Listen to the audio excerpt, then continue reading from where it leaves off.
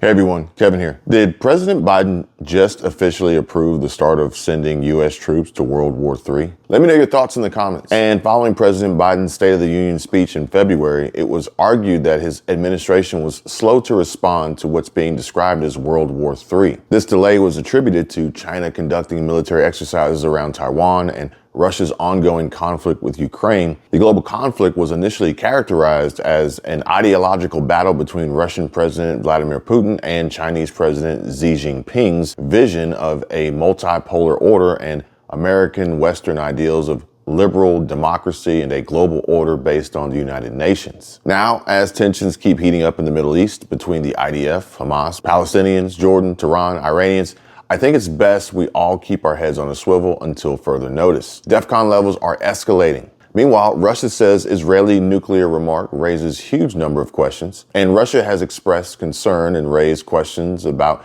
recent remarks related to Israeli nuclear capabilities. The remarks in question have prompted Russia to seek clarification and raise concerns about the potential implications. This development suggests a need for further diplomatic discussions and transparency regarding Israel's nuclear program, or is this just another false flag to add to the growing list that everyone keeps talking about? In a chilling article released by Newsweek, Nuclear Bomb Map shows impact of new U.S. weapon on world's major cities. And while it's far from the most powerful nuclear bomb in America's arsenal, modeling of the impact it would have on major cities shows it would still bring widespread death and destruction when detonated. Over 1 million people would die, while 2.1 million would sustain injuries. And in a rare announcement, U.S. says guided missile sub has arrived in the Middle East, a message of deterrence to adversaries. And is this U.S. Navy submarine deployed to the Middle East actually carrying nukes? According to a defense official who spoke to the Associated Press, the Ohio-class submarine recently deployed to Middle East waters is identified as SSGN, a guided missile submarine variant with no nuclear weapons firing capabilities. Now, I'm not sure that I believe that, but what do you guys think? Now, what I can believe is how much higher gas prices are going to be climbing soon. The looming energy shortage that I talked to you guys about in a previous video is going to wreck wallets this Christmas and to start off the new year. Take a look. The U.S. is experiencing a surge in oil supertankers arriving to load up on crude for export, further depleting U.S. SPR, strategic petroleum reserves, while OPEC plus countries are cutting oil supply to boost prices. A total of 48 vessels are scheduled to head to the U.S. in the next 3 months, the highest number in at least 6 years, as crude oil production reached a record 13.2 million barrels per day, and exports are at their highest level since 2015, and the U.S. still imports more oil than it exports, albeit at much higher cost than ever before. And I know that this isn't what anybody wants to hear right now.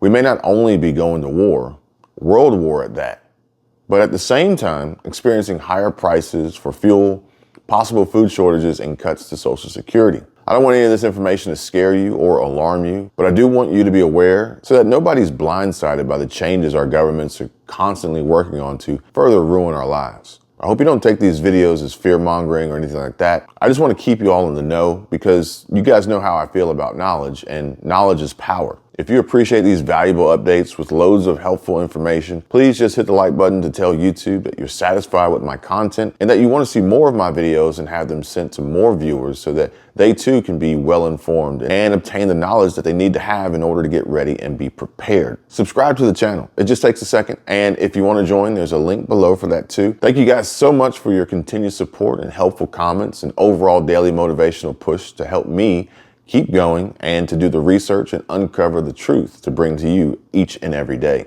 We are in this fight together, and together we can make sure that we come out the other end of this as the survivalists that we are. And with your permission, I want to share some prophetic words with you all that I hope everyone listens to and remembers these words. The battle of life will come, trial after trial, test after test, fight after fight.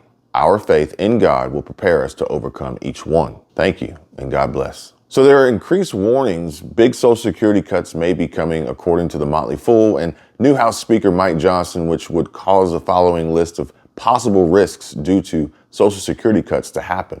Number one, financial insecurity. One of the most immediate risks people face with Social Security cuts is financial insecurity in retirement. If benefits are reduced, retirees may find it challenging to cover their essential living expenses, healthcare costs, and other financial needs. And this could lead to a lower quality of life during retirement. Number two, increased reliance on personal savings. With reduced Social Security benefits, individuals will need to rely more on their personal savings and retirement accounts to make up for the lost income, and this may put additional pressure on individuals to save more aggressively during their working years, which can be challenging, especially for those with lower incomes. Number three, postpone retirement, as some individuals may need to postpone their retirement plans and continue working longer to compensate for the decrease in Social Security income. Now, this can have implications for physical and mental well-being, as working into older age may not be feasible or desirable for everyone. Number four, rising healthcare costs. Social Security is a critical source of income for covering healthcare expenses in retirement. Cuts to benefits can lead to higher out-of-pocket healthcare costs, potentially affecting access to necessary medical services and prescription drugs. Number five, impact on low-income seniors, as Social Security is particularly important for low-income seniors, and any reductions in benefits can disproportionately affect this vulnerable portion of the U.S. population. Cuts may result in a higher risk of poverty among older Americans. And number six, disrupted retirement plans, as many people plan their retirement based on the assumption of receiving a certain level of Social Security benefits. Cuts can disrupt these plans, forcing retirees to make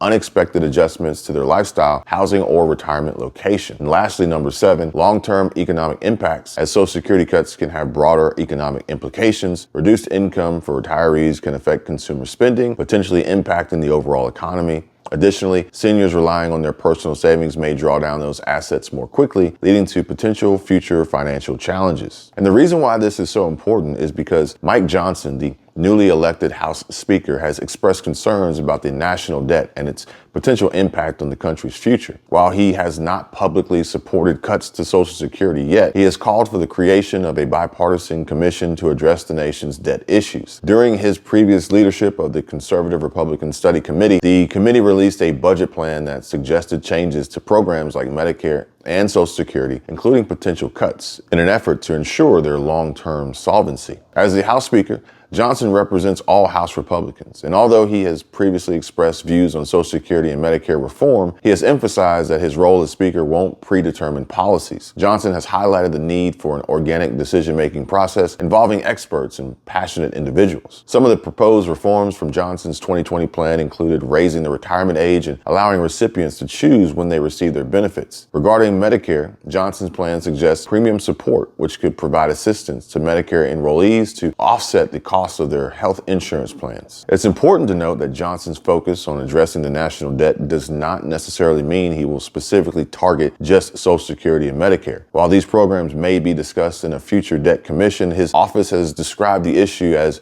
open to discussion. Public opinion plays a significant role in this, with most Americans opposing proposals to cut Social Security or raise monthly premiums for Medicare. Both Social Security and Medicare are politically sensitive topics, and politicians from both sides of the aisle have been cautious about making significant changes to these programs that could alienate voters. Advocates for Social Security and Medicare are concerned about potential benefit cuts resulting from Johnson's plan to create a bipartisan debt commission, and they fear that these discussions might lead to benefit cuts, including raising the retirement age and making benefits less generous. The financial challenges facing Social Security and Medicare are undeniable. With projected depletions of trust funds in the coming years, the Republican Study Committee during Johnson's leadership proposed various changes to these programs, including raising the retirement age and implementing premium support for Medicare. However, finding bipartisan solutions to address these challenges in a divided Congress remains a significant challenge, with so much of their funding being diverted to global conflicts and countries like Ukraine and Israel. And in response to the potential risks posed by Social Security cuts, individuals are advised to build up their savings, reconsider their retirement lifestyles, and plan to continue working in retirement. These measures can help mitigate the financial impact of any future reductions in Social Security benefits and ensure financial security in later years. But I tell you what, guys, if it ain't one thing, it's definitely another. More civil unrest coming from a lack of food and an increase in food shortages triggered by climate disaster. Fertilizer shortages spreading hunger and further disruptions to the supply chain, causing rising food prices and increased food insecurities. Biden warns the U.S. to prepare for more food shortages now that this country has more mouths to feed with the insane influx of migrants entering in at our southern border. And U.S. wheat is toast now that the Mississippi River is about basically dried up. So ongoing and persistent drought has dried up the Mississippi, where roughly 2/3 of U.S. grain exports historically have been shipped on barges to the U.S. Gulf. Water levels have improved slightly from last month's record low, but the world's crop buyers have already been purchasing more supplies from elsewhere. That's also further limited demand for U.S. grain and contributed to the country losing its status as the shipper of choice. Not to mention the other impacts and implications besides American wheat shipments having dropped to the lowest ever, hampered by a shrinking Mississippi River and competition from ample global grain supplies. Perhaps why the push for more bioengineered food is on the rise from folks like Bill Gates and other WEF elitists. More on that topic and so much more that I have been working on to bring to you all. Thank you again for sharing your valuable time with me and for all your support in helping the channel reach 80,000 subscribers. Stay safe, stay prepared, and remember, this is Kevin 247. I can tell you my problems, meditating my silence, but I keep pushing my pen, rotating my stylus. Brokenness feeling like sin, now no breath, low dollar. Used to be left on red, now all the girls go holler. Now all the girls go follow. All the fake friends gon' pop.